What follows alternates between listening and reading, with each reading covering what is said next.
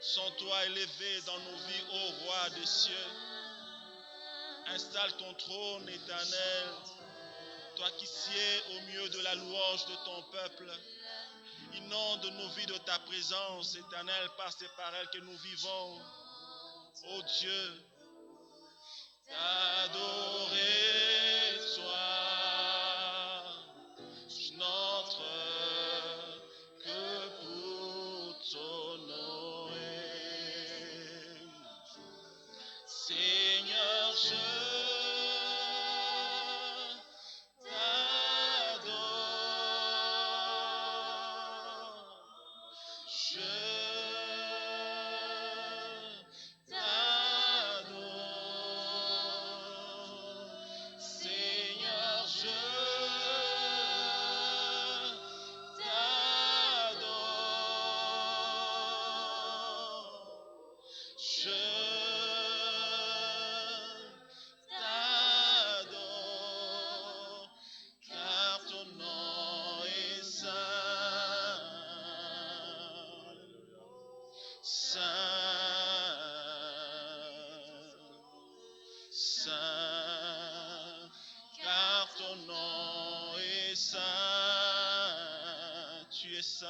Dieu, Saint, tu es la source intarissable,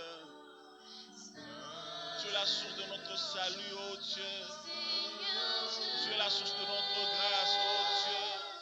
Nous t'adorons ce matin, nous célébrons ta grandeur, nous célébrons l'œuvre de la croix, nous célébrons ta résurrection, Seigneur, nous célébrons ta vie. Nous t'adorons ce matin, Seigneur, notre Dieu. Nous t'honorons ce matin à travers ce moment de culte, ô Dieu. Je t'adore, car ton nom est saint. Agrée notre adoration ce matin, Seigneur. Agrée notre adoration, ô Dieu. Agrée ce culte que nous te rendons, Seigneur, notre Dieu. Agrée, Seigneur, agrée, Seigneur, agrée. Agrée nos sacrifices de louange. Agrée le fruit de nos lèvres qui confessent ton grand nom, Seigneur. Nos cœurs sont ouverts pour recevoir ta parole ce matin. Ta parole nous redonne la vie, ta parole nous donne de l'espérance. Nos cœurs sont ouverts ce matin pour recevoir la parole de vie. Oh Dieu, sois béni encore une fois de plus, sois élevé dans nos cœurs et prends ta place au milieu de nous. Prends ta place, Seigneur, notre Dieu. Prends ta place, Seigneur, au sein d'Israël. Prends ta place, ô Dieu, toi qui fais revivre nos espoirs, ô Éternel. Ce matin, Seigneur, nous installons ton trône, ton trône, ton trône. Nous proclamons ta grandeur, Seigneur, notre Dieu. Béni sois-tu, Jésus. Oh, alléluia. Je t'adore, oh Dieu. Je lève ta grandeur. Tu es honorable, Seigneur, notre Dieu. Tu es Dieu. Tu es Dieu. Béni sois-tu, Seigneur, notre Dieu. Merci, Seigneur, notre Dieu. Tu es adorable, Seigneur, notre Dieu. Béni soit ton nom éternel, notre Dieu. Je t'adore. Merci Seigneur. Oh, je Merci Seigneur. t'adore. Bien-aimés dans le Seigneur, bonjour. Nous bénissons le Seigneur qui nous accorde ce dimanche 17 mai de 2020. Que son nom soit glorifié. Nous sommes en train de parler sur notre thème « Ne perdons pas notre espérance ». Nous avons parlé de la marche par la foi et non par la vue. Et nous avons commencé notre thème important, toujours par rapport à la foi, dans Hébreux, du chapitre 13, verset 7. Hébreux, du chapitre 13, verset 7. Dans ce verset, il y a un mot qui nous intéresse, mais nous voulons lire tout le verset. On dit, souvenez-vous de vos conducteurs qui vous ont annoncé la parole de Dieu. Considérez quelle a été la fin de leur vie et imitez leur foi. C'est à ce niveau-là que nous sommes, de pouvoir imiter la foi. Et je vous ai dit que la foi est foi que quand elle est visible, on ne peut pas imiter ce qu'on médite. On ne peut pas imiter ce qu'on ne voit pas. On y voyait ce qu'a été la fin de leur vie et imiter leur foi. Bien-aimés frères et sœurs, pour de raisons pédagogiques, je vous ai dit, j'ai pris deux personnages importants, notamment Étienne et Paul. Nous sommes en train de parler de Paul et nous avons relevé quelques caractéristiques qui ont démontré la manifestation de sa foi. Nous avons parlé, entre autres, de la joie. L'apôtre Paul, c'était un homme de joie, malgré ses tribulations. Nous voyons que l'apôtre Paul, il encourage les autres à la joie. Nous avons continué avec le courage et la fermeté. Vous savez, sans le courage et la fermeté, c'est difficile de pouvoir démontrer sa foi. Et en parlant de la fermeté, nous avons dit quelqu'un qui est ferme, c'est par rapport à ce qu'il a vécu, ce qu'il connaît, ce qui lui permet de prendre réellement la décision d'être ferme. Alors, aujourd'hui, je voudrais que nous puissions continuer peut-être avec les temps. Je vais donner ce qui a caractérisé la foi de l'apôtre Paul. Et comme la Bible nous recommande pas, c'est une recommandation, imiter leur foi. Et pour pouvoir imiter leur foi, il faut qu'il y ait des caractéristiques visibles. Aujourd'hui, je parlerai de 4 points que nous avons retenus sur notre ami, notre frère Paul. Après qu'on ait parlé de la joie, le courage et la fermeté.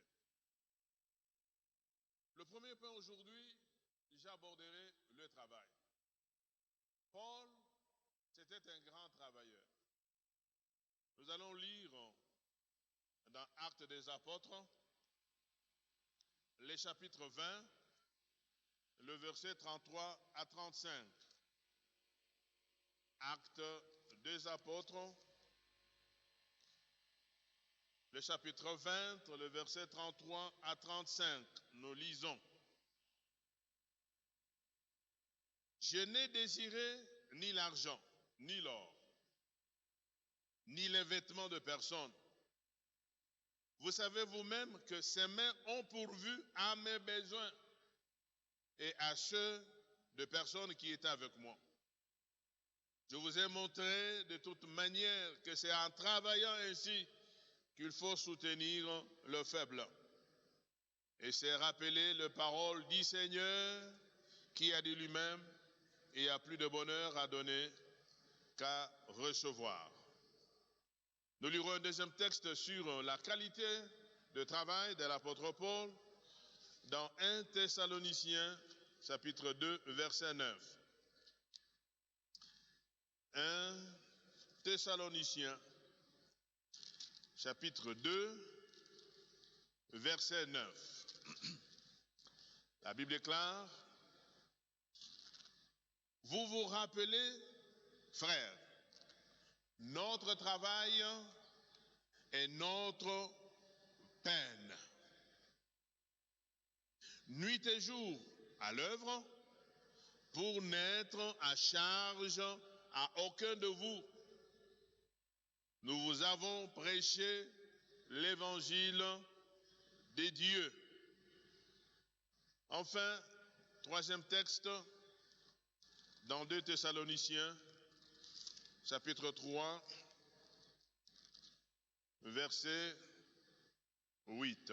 2 Thessaloniciens, chapitre 3, verset 8, nous lisons: Nous n'avons mangé gratuitement le pain de personne, mais dans le travail et dans la peine, nous avons été nuit et jour à l'œuvre pour n'être à charge à aucun de vous. Bien-aimé, l'apôtre Paul, il a été un grand travailleur. Et quel est son souci? Son souci, c'était de n'être pas un obstacle à l'évangile. Voilà pourquoi même là où il avait le droit, il dit que je vous ai démontré. Il a les soucis de l'évangile, ça c'est la foi. Nous avons dit que notre foi vient de ce qu'on entend, et ce qu'on entend vient de la parole de Dieu.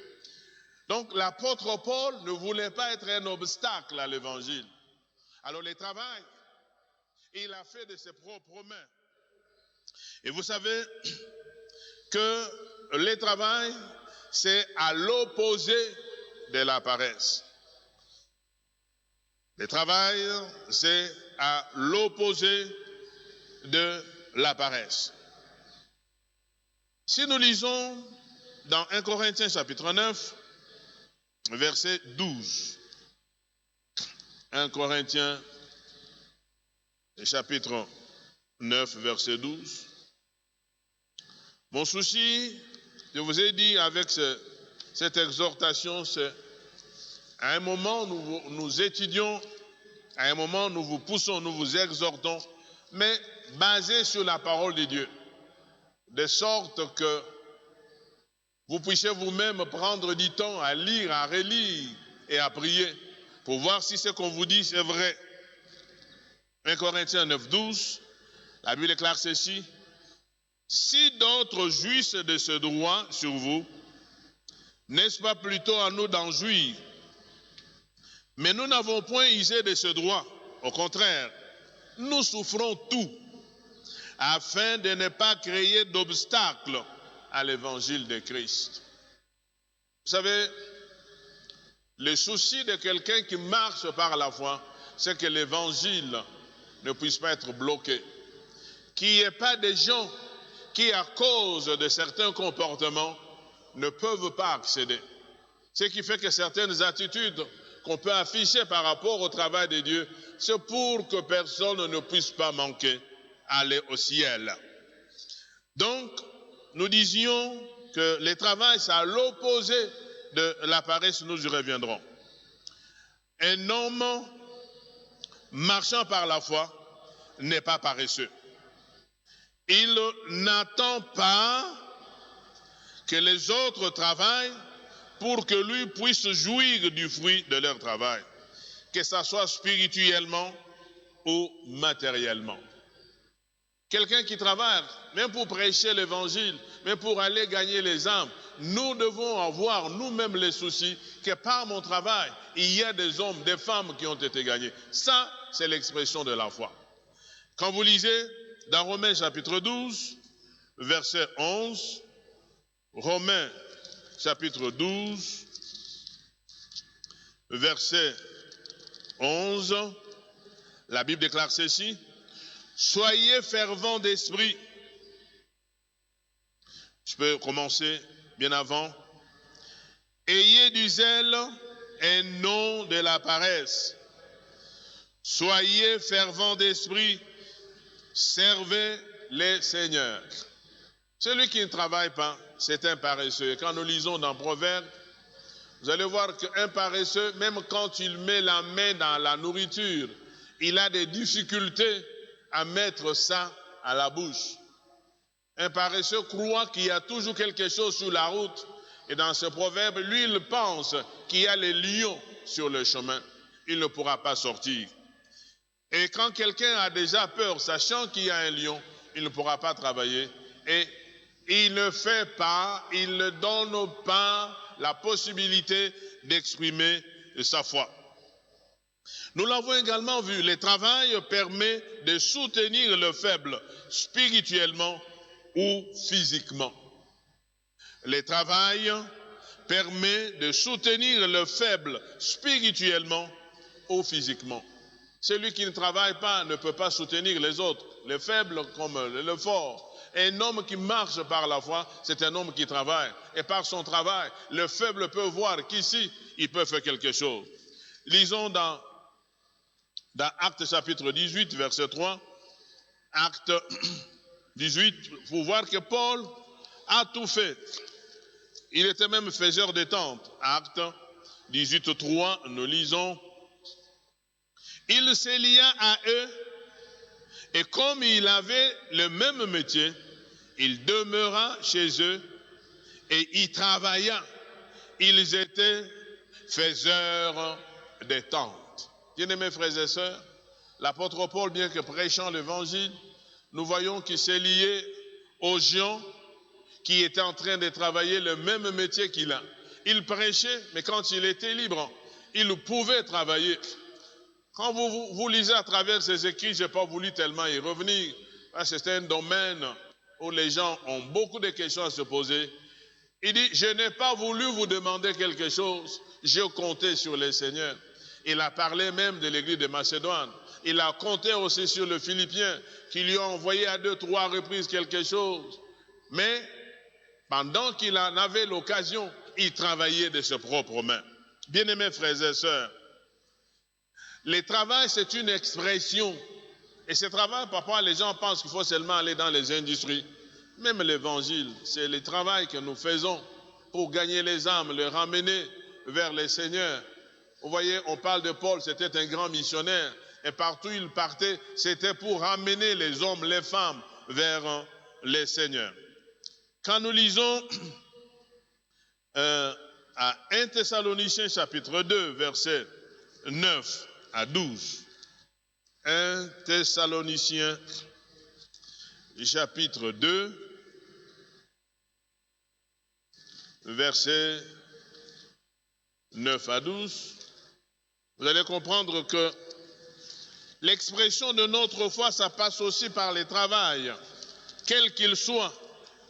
Nous ne voulons pas seulement compter sur ce que les autres font, mais j'ai toujours demandé aux chrétiens, quel est le travail que vous faites personnellement? Ça peut être nettoyer, ça peut être. Pas nécessairement prêcher. Tout le monde se bat pour prêcher ou présider, mais il y a autant. La propreté, c'est un travail que nous devons faire. Être prêt, soit à chanter, comme nous avons nos caméramans. Vous ne pouvez pas voir là auprès de vous les images, il n'y avait pas de caméramans, la presse, la technique. C'est un travail, ils le font pour que l'évangile vous arrive. Ils sont là peut-être depuis le matin, ils ont pris de leur temps, ils ont arrêté leur sommeil, parce qu'ils veulent vous faire voir que nous travaillons pour que vous puissiez arriver à voir quelque chose. 1 Thessaloniciens chapitre 2, versets 9 à 12, nous lisons, « Vous vous rappelez, frères, notre travail et notre peine, nuit et jour à l'œuvre, pour n'être à charge à aucun de vous. Nous vous avons prêché l'évangile de Dieu. Vous êtes témoins, et Dieu l'est aussi, que nous avons eu envers vous qui croyez une conduite sainte, juste et irréprochable. Vous savez aussi que nous avons été pour chacun de vous ce qu'un père est pour ses enfants, vous exhortant, vous consolant, vous conjurant de marcher d'une manière digne de Dieu qui vous appelle à son royaume et à sa gloire. Ça, ce n'est pas un travail physique, c'est un travail spirituel. Et il le faisait jour et nuit avec comme souci le conduire ces Thessaloniciens vers le Seigneur. Donc, l'expression de notre foi, ce n'est pas en s'enfermant, en priant seul. La plupart prient, beaucoup jeûnent, mais les résultats, nous ne voyons pas. Mais lui, il était nuit et jour. Il dit, je vous exhortais, je parlais de Dieu, je parlais de l'évangile. Une des caractéristiques de l'expression visible de la foi, c'est le travail pour le Seigneur. Et quand nous prenons toujours Thessaloniciens, cette fois-ci 2 Thessaloniciens chapitre 3, versets 8 à 9, nous lisons ceci. 2 Thessaloniciens chapitre 3, versets 8 à 9, nous lisons. Nous n'avons mangé gratuitement le pain de personne, mais dans le travail et dans la peine, nous avons été nuit et jour à l'œuvre pour n'être à charge à aucun de vous. Ce n'est pas que nous nichions le droit, mais nous avons voulu vous donner à nous-mêmes un modèle à imiter. Un modèle à imiter. Voilà pourquoi on dit imiter leur foi. Voilà ici un modèle, le travail qu'ils faisaient. Il dit, c'est vrai, on pouvait dépendre de vous, on pouvait recevoir de vous quelque chose, mais nous avons voulu vous montrer. Donc la foi, c'est le travail, bien-aimés frères et sœurs. C'est en travaillant qu'on démontre sa foi. Ruth a été bénie à travers son travail, elle qui était étrangère. Dès qu'elle est venue, elle n'a pas croisé les bras. La plupart des maladies que nous avons, nous chrétiens, c'est de croiser les bras, c'est de beaucoup prier. Ce n'est pas mauvais de prier, mais nous prions et nous travaillons. Nous demandons au Seigneur, pourquoi je dois être ceci? Le Seigneur peut nous orienter. Et ici, une des caractéristiques, l'apôtre Paul vient de nous le faire voir, pour que nous puissions nous imiter, travailler. Frères et sœurs, je voudrais vous exhorter pendant ces temps, que notre foi s'exprime par le travail, quel qu'il soit. Rendre visite aux gens, même si les portes sont fermées. On dit restez chez vous, c'est vrai, mais nous pouvons communiquer au téléphone. Ce n'est pas le travail seulement du pasteur, des anciens, des diacres. C'est nous tous qui travaillons. En allant voir quelqu'un à l'hôpital, en faisant un coup de fil, en visitant ceux qui ont mis au monde. C'est un travail. En leur parlant toujours du Seigneur, nous travaillons. Bien-aimés frères et sœurs, le travail, c'est l'expression. Quand nous travaillons pour le Seigneur, nous devons enfin compter sur le Saint-Esprit comme nous travaillons pour les entreprises. À la période actuelle, il y a des gens qui sont confinés, qui ont fait 2 mois sans voir leur famille. C'est parce qu'ils veulent tirer profit, amener quelque chose à la maison, sans voir la famille. C'est un travail.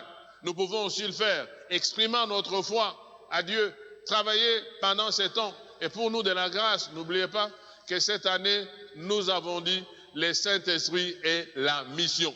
Nous devons aller, nous devons gagner les âmes. Nous devons démontrer par un travail assidu, aller à des endroits, parler du Seigneur et ne pas avoir peur en restant à la maison. Ça, c'est le premier point qui caractérise la foi extérieure de l'apôtre Paul. Le deuxième point pour aujourd'hui, l'apôtre Paul était caractérisé par une entière consécration.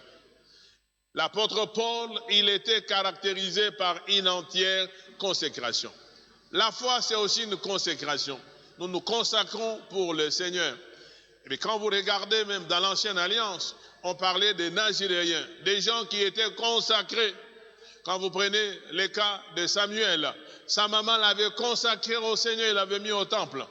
C'est une des choses que nous devons aussi imiter, être consacrés totalement à Dieu. Et quand on dit consacré à Dieu, on n'a pas dit qu'on ne travaille pas, on est tous les jours à l'église. Non, c'est dans le comportement. Lisons dans Actes 21, 13 à 14, nous sommes en train de parler de l'apôtre Paul. Nous voyons ces caractéristiques que nous devons imiter par rapport à sa foi. Actes 21, verset 13 à 14, nous lisons. Alors, il répondit, que faites-vous en pleurant et en me brisant le cœur? Je suis prêt non seulement à être lié, mais encore à mourir à Jérusalem pour le nom du Seigneur Jésus. Comme il ne se laissait pas persuader, nous n'insistâmes pas et nous dîmes que la volonté du Seigneur se fasse. Voilà cet homme devant un prophète. Le prophète lui dit que la ceinture que je viens de prendre, l'homme ici sera lié. Et ses amis sont en train de le conseiller. Paul, s'il te plaît, Paul ne part pas à Jérusalem. Mais Paul avait déjà été averti. Quand nous lisons dans Acte 20, il avait déjà été averti par le même Saint-Esprit. Le Saint-Esprit ne se contredit pas. Quand nous avons la vérité, nous avons dit que notre foi est basée sur la parole du Seigneur. Quand le Saint-Esprit nous avertit, il tire la source de la parole. Et ce qu'on lui disait n'était pas nouveau. Acte 20, 22 à 24. La Bible déclare, Acte 20, 22 à 24.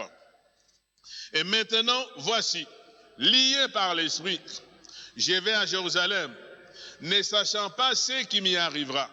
Seulement de ville en ville, l'Esprit Saint m'avertit que des liens et des tribulations m'attendent. Mais je ne fais pour moi-même aucun cas de ma vie comme si elle était précieuse, pourvu que j'accomplisse ma course avec joie et le ministère que j'ai reçu du Seigneur Jésus d'annoncer la bonne nouvelle de la grâce de Dieu. Il était consacré à Dieu. Le message que le prophète lui donnait, il le connaissait déjà. Les prophètes, le Saint-Esprit lui avait dit que de lieu en lieu, tu vas rencontrer des tribulations. Mais alors maintenant, quand le prophète veut dire, mais cette personne, on va les lier, il n'y a aucun message nouveau. Il le savait. Même quand les amis suppliaient, il dit, il ne faut pas aller. S'il acceptait leur message, il allait être en contradiction avec le Saint-Esprit. Ça, c'est la marche par la foi. Même devant les épreuves, quelqu'un qui est consacré. Paul démontre sa foi par une entière consécration à Dieu et à son œuvre. Il dit, je dois le faire avec joie.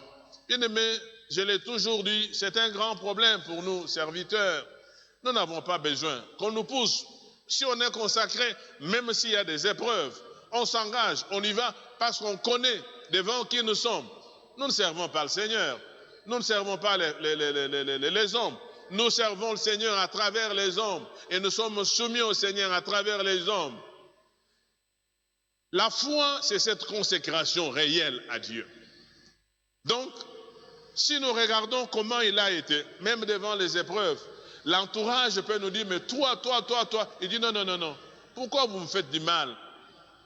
Je vais aller parce que l'Esprit Saint l'avait déjà averti. Donc, Paul, consacré entièrement à Dieu et aussi consacré à son œuvre, d'où sa vie n'avait plus d'importance. Il dit, je peux même aller mourir, mais pourvu que j'accomplisse, et nous voyons qu'il l'a fait, il est passé par tout le moyen. Alors, un autre point qui s'approche de la consécration, c'est ce que nous voyons chez l'apôtre Paul, les sacrifices de soi-même. C'est le troisième point que je donne aujourd'hui, le sacrifice de soi-même.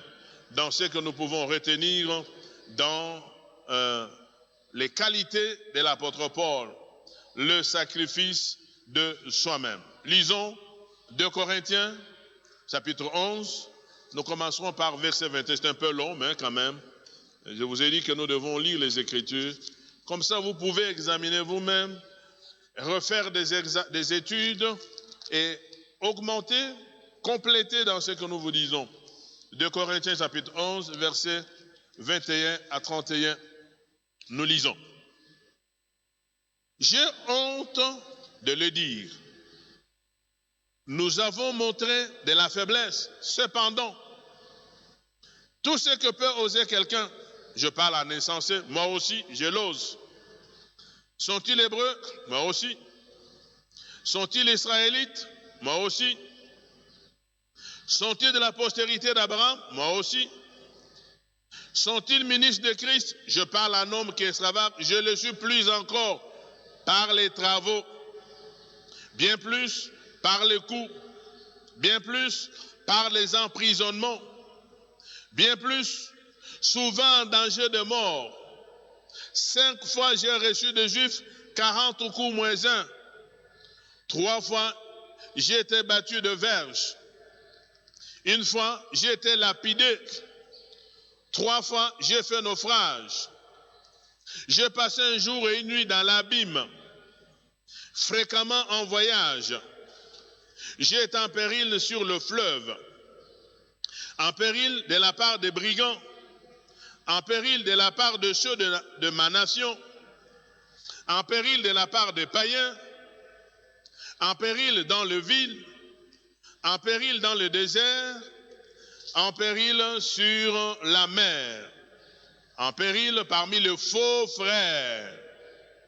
J'ai été dans le travail et dans la peine, exposé à de nombreuses veilles, à la faim, à la soif, à des jeûnes multipliés, au froid et à la nudité.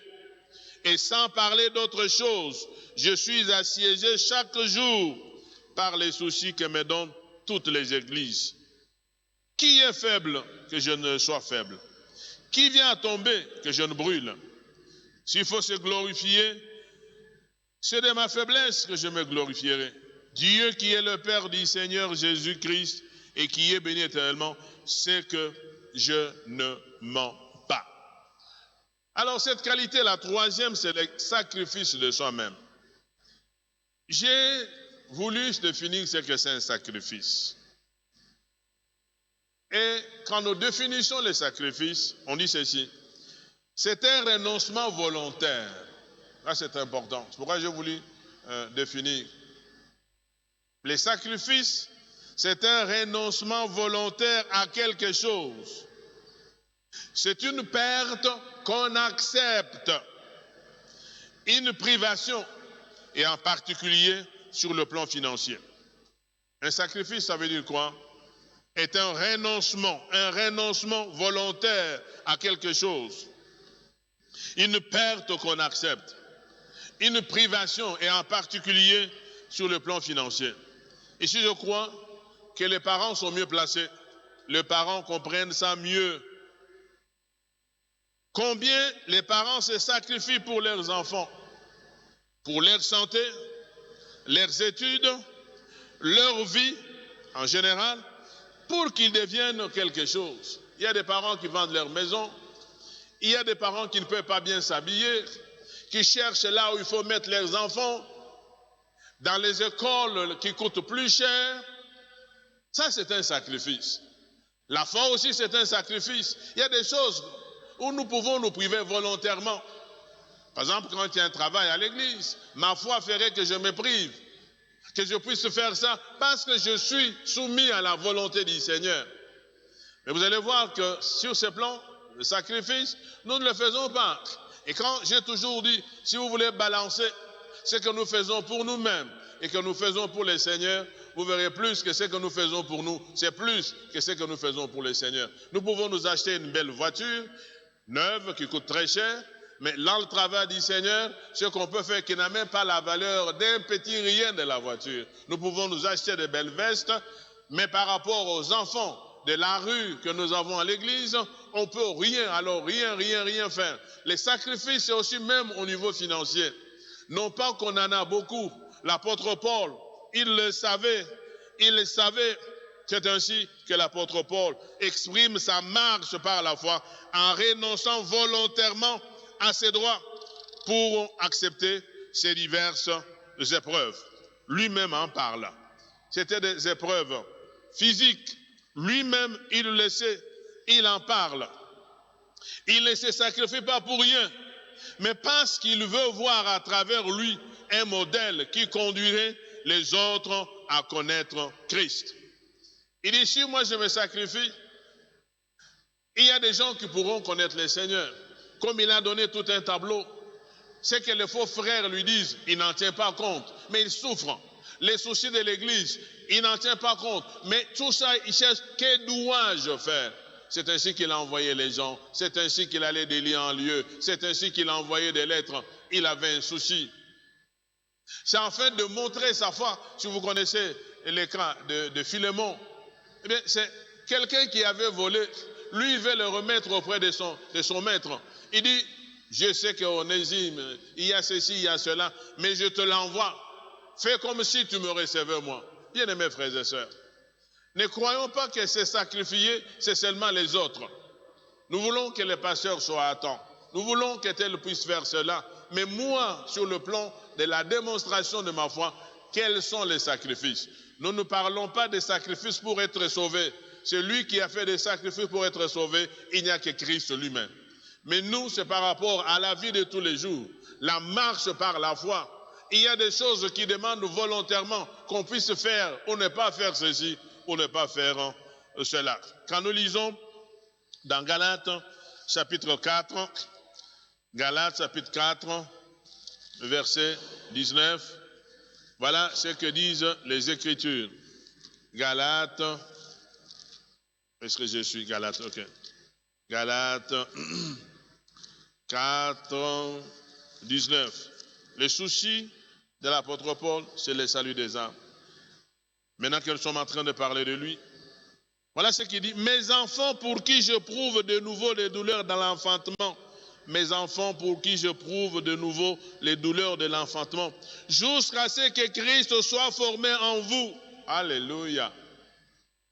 Il éprouve des douleurs comme une femme enceinte. Quel était son souci?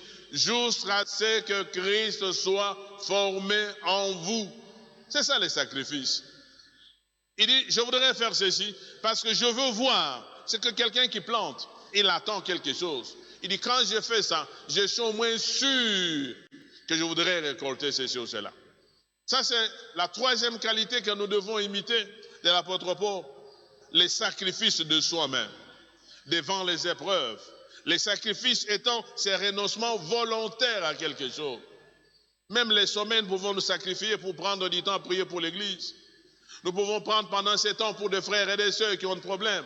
D'ailleurs, je vous demanderai, je sens dans mon cœur qu'il faut prendre du temps de prier, non seulement pour le pays, mais prier aussi pour la peur.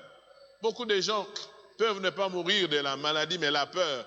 Partout, on a peur, tout en observant les règles d'hygiène, tout ce qu'on nous recommande. Mais la peur, on ne sait plus rien faire. Je vous recommande aussi de pouvoir vous sacrifier, prier pour les femmes qui attendent famille. Nous voulons voir ces femmes accoucher normalement pendant ces temps, que Dieu les assiste. C'est un sacrifice. On peut dire aujourd'hui, je sacrifie la journée. Ne prions pas, ne jeûnons pas seulement quand ce sont nos problèmes, mais les sacrifices demandent aussi pour la gloire de Dieu, pour les frères, pour les sœurs. Quand vous lisez dans les Écritures le roi David, il dit pour eux, je portais les sacs comme si c'était un deuil d'une mère. Parce qu'il avait le souci de voir quelque chose arriver. Frères et sœurs bien-aimés dans le Seigneur, les sacrifices, ce n'est pas seulement ce que Christ a fait, mais dans la marche par la foi, comme nous venons de le voir avec l'apôtre Paul. Le quatrième point que je vais arrêter par là aujourd'hui, c'est l'endurance. Nous voyons dans les caractéristiques de l'expression de la foi de l'apôtre Paul, il était endurant. Et j'ai également voulu définir, mais avant de définir, lisons dans 2 Timothée, chapitre 2, 2 Timothée, chapitre... Vous voyez toutes ces caractéristiques, ça s'approche les unes des autres de l'apôtre Paul. 2 Timothée, chapitre 2, versets 6 à 10. 2 Timothée, chapitre 2, versets 6 à 10, nous lisons. Il faut que le laboureur travaille avant de recueillir le fruit. Comprends ce que je dis, car le Seigneur te donnera de l'intelligence en toutes choses. Souviens-toi de Jésus-Christ, issu de la postérité de David, ressuscité de mort selon mon évangile, pour lequel je souffre jusqu'à être lié comme un malfaiteur. Mais la parole de Dieu n'est pas liée.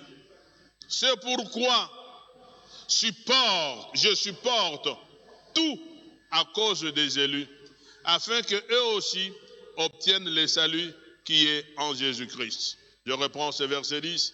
C'est pourquoi je supporte tout à cause des élus, afin qu'eux aussi obtiennent le salut qui est en Jésus-Christ avec la gloire éternelle. Nous avons dit, quand l'apôtre Paul se sacrifie ou endure, il a un seul souci, c'est de conduire toujours les gens vers le Seigneur. Il ne le faisait pas pour avoir de l'argent. Lui-même il le savait, c'était parce qu'il avait pris un engagement avec le Seigneur. Donc l'endurance, c'est l'aptitude à résister aux fatigues physiques. L'endurance, c'est l'aptitude à résister aux fatigues physiques et aux épreuves morales. Il dit ici, c'est pourquoi je supporte, donc j'endure tout à cause des élus, afin qu'eux aussi obtiennent le salut qui est en Jésus-Christ. Il ne le fait pas pour lui-même, il supporte. il endure physiquement. Vous pouvez mieux comprendre quand nous allons lire l'exemple de Gédéon. Donc, il supporte la fatigue dans son corps. Il y a des choses, oh non, on ne peut pas faire ça si on est fatigué. Oui, il y a des moments où nous devons, malgré la fatigue existe, c'est vrai, mais à cause de notre foi, nous allons au-delà de la fatigue. Nous le faisons. Voilà ce que nous lisons. Beaucoup de gens le citent souvent, mais dans la pratique, c'est difficile. Juge, chapitre 8, verset 4. Et vous allez voir pourquoi Gédéon le faisait. Comme pour Paul, c'est toujours envie de sauver quelque chose. Frères et sœurs, tout ce que nous sommes en train de faire, ce n'est pas parce qu'on a un gain quelque part, mais on veut voir les hommes et les femmes être et entrer dans la maison du Seigneur. Juge, chapitre 8, verset 4. Si vous n'avez pas ça à cœur, il y a des choses qui vont vous fatiguer.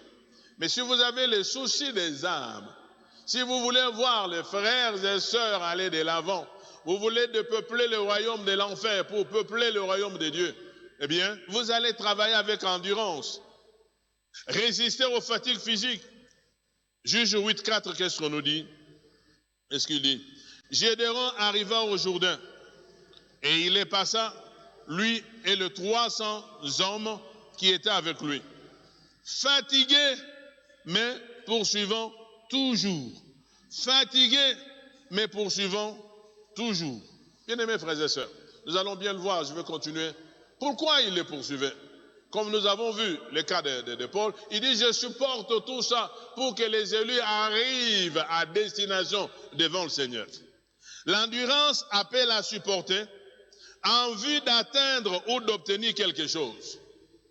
L'endurance appelle à supporter en vue d'atteindre ou d'obtenir quelque chose. Sans endurance, il n'y a pas d'espérance et partant, pas de foi. Je reprends ça, c'est important. Je dis ceci, l'endurance appelle à supporter en vue d'atteindre ou d'obtenir quelque chose. Si vous n'avez pas un objectif à atteindre, vous n'allez pas endurer. Mais l'apôtre Paul déclare, je supporte tout ça en vue de. Et Gédéon, bien que fatigué, il voulait atteindre un objectif. Quel était cet objectif? Il poursuivait Zébak et Salmouna, roi de Madian. Il dit, je suis fatigué, c'est vrai, mais je dois les atteindre sur ordre de Dieu. Rappelez-vous que Dieu l'avait envoyé. Il dit, va avec la force que tu as, va combattre. Mais il y a des gens qui s'échappent. Il dit, bon, je ne peux pas arrêter. J'ai reçu une mission, je dois continuer. Physiquement, je suis fatigué. Mais parce que c'est un ordre qui vient de Dieu. La foi vient de ce qu'on entend. Ce qu'on entend vient de la parole du Seigneur. L'exécution, c'est mettre en pratique. Le corps est fatigué, mais je dois démontrer la foi, frères et sœurs. La foi, ce n'est pas seulement quand nous venons à l'église, nous chantons quand c'est tout est facile, mais c'est l'endurance. Nous supportons certaines choses. Eh bien, lisons toujours dans Juge 11 à 12. Juge 8, 11 à 12.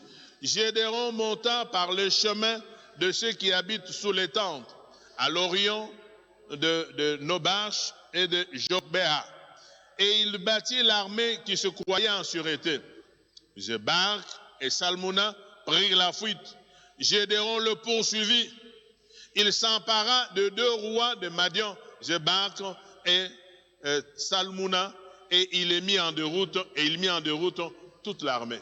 Vous pouvez lire le reste. Il avait un objectif, c'était d'atteindre ce roi-là. Alors il dit, je suis fatigué, c'est vrai, avec l'armée que j'ai, le 300, mais je dois obéir à la recommandation de Dieu. L'endurance, le corps est fatigué. Souvent les gens disent, fatigué mais poursuivant. Mais quel est le but que vous poursuivez? Le salut des âmes. Quel est le but que vous poursuivez? Lui, il poursuivait à atteindre le roi. Dieu lui avait dit, va, attrape tout. Mais il se va fatiguer. Bien-aimés, frères et sœurs, nous ne cesserons de dire que la foi est foi quand elle est mise en action. En lisant les différentes qualités de ceux qui nous ont précédés, nous avons tout intérêt à demander au Saint-Esprit de nous aider. De nous aider, j'insiste bien, à exprimer notre foi, en nous examinant par rapport aux différentes qualités de ceux qui nous ont amenés à la parole de Dieu. Donc, c'est pour cela que nous parlons. C'est nous examiner, mais par rapport à ce qu'on a dit. Pour Paul, on a déjà donné 6 qualités. C'est se mettre, ok, est-ce que dans la joie devant les épreuves, je suis là? Le courage, la fermeté, est-ce que je suis là? L'endurance, est-ce que je suis là? Où est-ce que j'ai des problèmes? Je vous invite à prendre du temps, non seulement à écouter, mais aussi à prendre du temps à prier pour dire, Seigneur, comme tu as dit que je dois imiter, moi je n'arrive pas. J'ai besoin que tu puisses m'aider. La recommandation de la parole de Dieu est claire.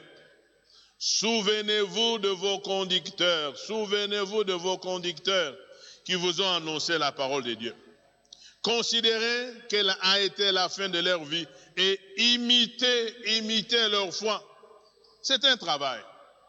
C'est une responsabilité individuelle de se souvenir, d'analyser et de prendre une décision. Quand on dit souvenez-vous, ça veut dire vous passez, il dit voilà, il y a tel qui a fait ça. Il n'y a pas que Paul et Étienne, j'ai pris que 2 cas, mais il y a plusieurs. Comment était la fin de leur vie? Pourquoi ils sont arrivés? Que dois-je faire?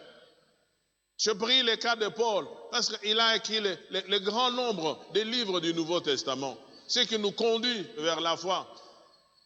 Les livres des Romains, ça nous parle, comme nous avons dit, des choses importantes de notre foi. Et ça, c'est Paul qui l'a fait. Nous voyons que Paul, c'était un grand missionnaire. Il allait de lieu en lieu pour amener les hommes et les femmes au Seigneur. Donc, il a une foi à imiter. Posons-nous la question, arrêtons-nous. Comment il le faisait? Pourquoi il le faisait? Lui-même l'a déjà déclaré. Je puis tout par celui qui me fortifie. Et il insiste quelque part. Ce n'est plus moi qui vis, mais c'est Christ qui vit en moi. Quand tu as cette relation-là, donc il ne dépend plus de lui. Ce n'est plus le Paul que nous connaissons, mais c'est ce Paul qui s'est sacrifié à Dieu. C'est ce Paul qui a enduré. C'est ce Paul qui, malgré les événements, il exprimait sa joie. Bien-aimés frères et sœurs, je vous supplie, quand la Bible dit imitez leur foi, c'est voir leurs qualités. Qu'est-ce qu'ils ont fait? Nous avons tendance à aller voir les prophètes qui nous disent si ça va marcher ou pas. Mais nous n'avons pas le temps de poser, mais pourquoi David est-il arrivé à faire ça?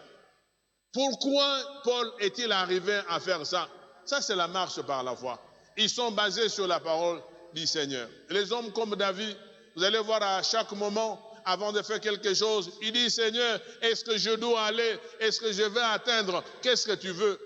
Bien-aimés frères et sœurs, je voudrais pour aujourd'hui, j'ai atteint déjà mon temps, m'arrêter par là pour vous dire, je voudrais que nous puissions imiter. Mais pour imiter, il faut vous souvenir. Et pour se souvenir, il faut revenir à la parole. Je vous ai donné Paul et Étienne. Peut-être demain, je continuerai avec 2 ou 3 points qui me restent sur Paul. Eh bien, et nous parlerons d'autres choses, mais dans l'entretemps, je voudrais que nous puissions prier. Et quelle est la recommandation? Que chacun se souvienne. Que chacun se souvienne. Que chacun se souvienne de quelques conducteurs à travers les Écritures. Non seulement Étienne et Paul, il y en a beaucoup. Prenez du temps. Et que la grâce du Seigneur soit sur vous.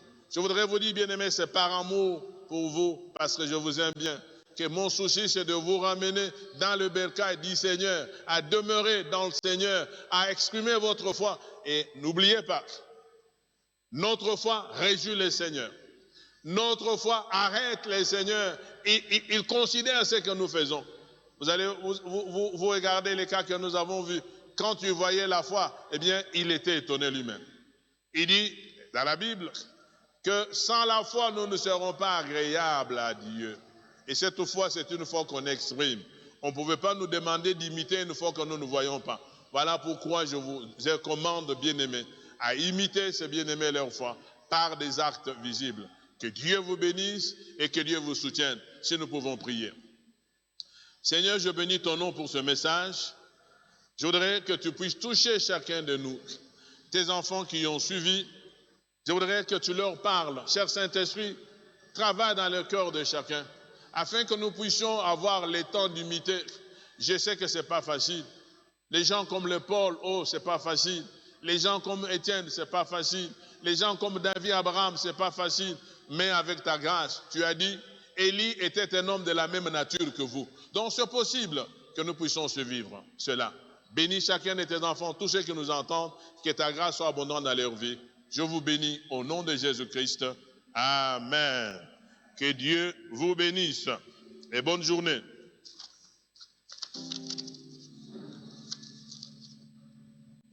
Nous remettons la parole à Jérémie et nous vous souhaitons un bon dimanche. Merci, papa. Que Dieu soit loué pour ce message qu'il nous envoie ce matin. Nous voulons, avant de pouvoir finir, passer un petit temps d'intercession. Comme papa nous a demandé tout à l'heure, exprimer notre foi, c'est aussi prier pour les problèmes des autres, les recommander devant le Seigneur. Et nous voulons dire que Jésus, il peut tout. Jésus peut toutes choses. Nous voulons porter devant le Seigneur tous nos bien-aimés qui connaissent pendant ce moment, personne n'ignore que nous connaissons des crises économiques. Il y en a qui ont perdu leur travail, qui sont en congé technique. Il y en a certains qui sont menacés de le perdre. Nous voulons les porter devant le Seigneur. Nous voulons également porter devant le Seigneur toutes les femmes qui attendent famille, les porter devant le Seigneur tous ceux qui ont des problèmes de tout genre. Bien-aimés, tout ce que nous voulons faire pendant ce moment, ce n'est pas porter nos regards vers le problème, mais nous portons le regard vers le rocher de notre salut, qui peut toutes choses. Nous allons également prier pour notre pays, bien-aimés, et pour tout autre problème que pouvait avoir. Nous voulons dire Anawe Zayote, Anawe Zayote, Yesu Moué Zayote, Anawe Zayote. Élève ta voix où tu es, présentant ces problèmes devant le Seigneur. Il peut toutes choses et il n'y a rien qui lui soit impossible. Dans Pierre, il est écrit que les yeux du Seigneur sont sur les justes et ses oreilles sont attentives à leurs prières. Élevons nos voix, prions pour ces bien-aimés qui connaissent des problèmes de travail, pour les femmes qui attendent famille, pour notre pays, afin que la paix soit là, pour les cas des maladies, que le Seigneur notre Dieu balaye par le vent de guérison. Merci Jésus. Nous soumettons toutes choses à toi, Éternel. Jéhovah.